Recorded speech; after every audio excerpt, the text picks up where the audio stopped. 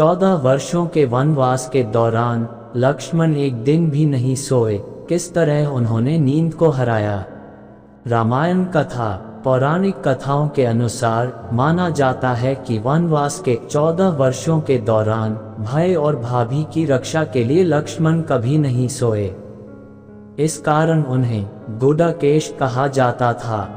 गुडाकेश का मतलब जो निद्रा का स्वामी हो। अपनी इसी खासियत की वजह से लक्ष्मण लंका युद्ध में रावण के बड़े पुत्र और बेहद पराक्रमी योद्धा और अति बलशाली मेघनाद का वध करने में सफल रहे थे।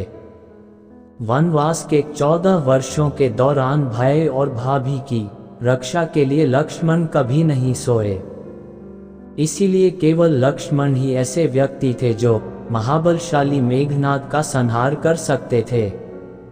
उर्मिला ने लक्ष्मण के बदले वनवास के दौरान सोना स्वीकार कर लिया और 14 वर्षों तक सोती रहीं। लक्ष्मण जैसे भ्रात प्रेम का कोई उदाहरण तीनों लोक में नहीं मिलता है। अपने बड़े भाई श्री राम के प्रति उनके प्रेम के बारे में कई कथाएं हैं। पौराणिक कथाओं के अनुसार माना जाता है कि वनवास के 14 वर्षों के दौरान भाई और भाभी की रक्षा के लिए लक्ष्मण कभी नहीं सोए। इस कारण उन्हें गुडाकेश कहा जाता था। गुडाकेश का मतलब जो निद्रा का स्वामी हो। अपनी इसी खासियत की वजह से लक्ष्मण लंका युद्ध में रावण के बड़े पुत्र और बेहद पराक्रमी योद्धा और अति बलशाली मेघनाद का वध करने में सफल रहे थे।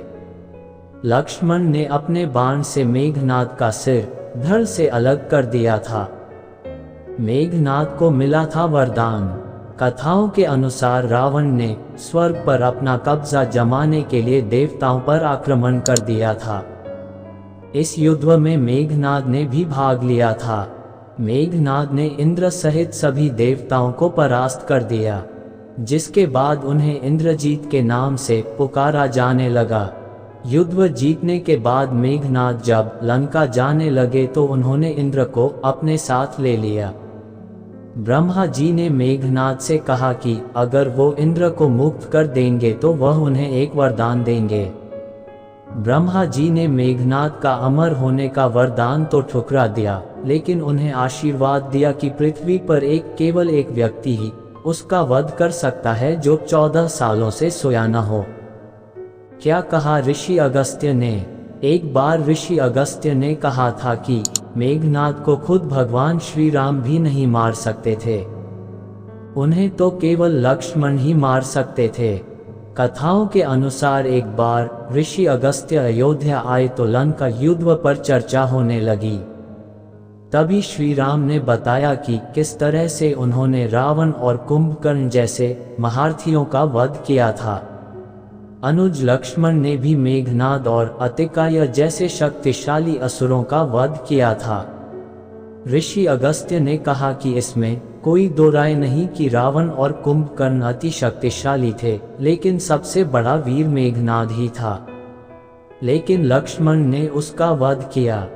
केवल वही ऐसे व्यक्ति थे जो उसका संहार कर सकते थे।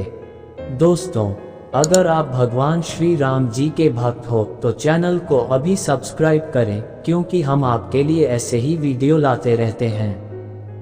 राम को हुआ आश्चर्य। ऋषि अगस्त्य से लक्ष्मण की प्रशंसा सुनकर राम प्रसन्न तो बहुत हुए, लेकिन उन्हें आश्चर्य भी हुआ कि ऐसी क्या बात थी कि मेघनाद को केवल लक्ष्मण ही मार सकते थे। राम ने ऋषि अगस्त्य से अपनी जिज्ञासा प्रकट की। तब ऋषि अगस्त्य ने बताया कि मेघनाद को वरदान मिला था कि उसका वध वही कर सकता है जो 14 वर्षों से सोया न हो, 14 वर्षों तक किसी स्त्री का मुख न देखा हो और जिसने 14 वर्षों तक भोजन न किया हो। श्री राम ने कहा, ऐसा कैसे संभव है कि लक्ष्मण ने सीता का मुख न देखा हो, जबकि मैं और सीता बगल की कुटिया में रहते थे। 14 वर्षों तक सोए न हो ये भी कैसे संभव है।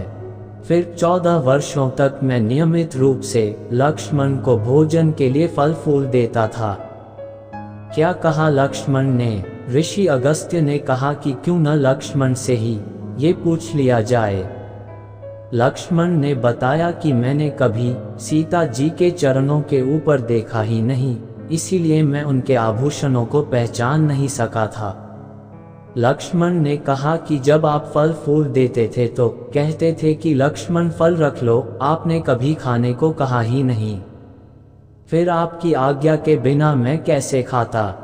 4 वर्षों तक नहीं सोने के बारे में लक्ष्मण ने कहा कि आप और सीता माता एक कुटिया में सोते थे। मैं बाहर धनुष पर बाण चढ़ाए रक्षा में खड़ा रहता था। निद्रा देवी ने दिया वरदान। लक्ष्मण ने कहा कि वनवास की पहली रात को ही जब राम और सीता माता सो रहे थे तो निद्रा देवी आईं। लक्ष्मण ने निद्रा देवी से प्रार्थना की उन्हें ऐसा वरदान दे कि पूरे वनवास के दौरान उन्हें नींद न आए, ताकि वह अपने प्रिय भाई और भाभी की रक्षा कर सकें। निद्रा देवी प्रसन्न होकर बोली कि अगर कोई तुम्हारे बदले 14 सालों तक सोए तो यह वरदान तुम्हें प्राप्त हो सकता है। इसके बाद लक्ष्मण के आग्रह पर निद्रा देवी लक्ष्मण की पत्नी और सीता की बहन उर्मिला के पास पहुंची। उर्मिला ने लक्ष्मण के बदले पूरे वनवास के दौरान सोना स्वीकार कर लिया और वह 14 वर्षों तक सोती रहीं। लक्ष्मण ने श्री राम से कहा कि मैंने गुरु विश्वामित्र से एक अतिरिक्त विद्या का ज्ञान लिया था। इसके जरिए कोई भी व्यक्ति बिना अन्न ग्रहण किए जीवित रह सकता है। लक्ष्मण ने कहा कि उसी विद्या से मैंने अपनी भूख नियंत्रित की। ये सुनकर प्रभु श्री राम ने लक्ष्मण को गले से लगा लिया। दोस्तों, आज के लिए बस इतना ही। वीडियो अच्छे लगे तो चैनल को अभी सब्सक्राइब करें। मिलते हैं नेक्स्ट वीडियो में। तब तक के लिए आप अपना ख्याल रखिए। धन्यवाद।